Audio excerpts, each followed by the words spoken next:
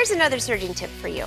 Did you know that your machine can do a flat lock stitch? It looks great on sportswear, it's a great decorative stitch, and it's really simple to do. If you make fleece blankets or fleece jackets, you're gonna really love this because fleece is the perfect fabric for this application. So let's take a look here. When you serge the edge of this, you end up with really messy stitches like this. It kind of looks kind of crazy, right? But then when you open it up, it ends up looking like this.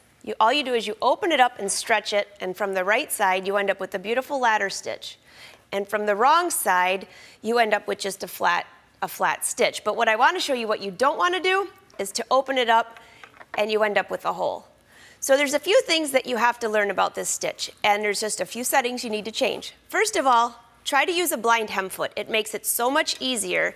And what this foot does is the plastic will guard your fabric against the knife, although I still put the knife down for this application, you don't have to.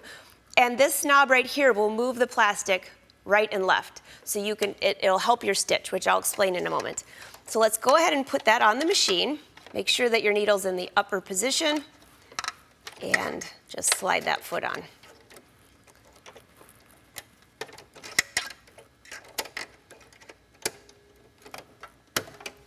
Okay, and then for the settings, we're using 3 needles. I'm using the far left needle, and we're gonna lower that tension to a 2.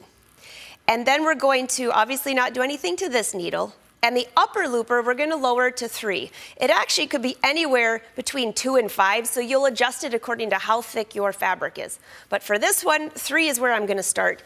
And for the lower looper, they suggest anywhere from 6 to 9, so we're gonna go with about 7.5. So that's the settings.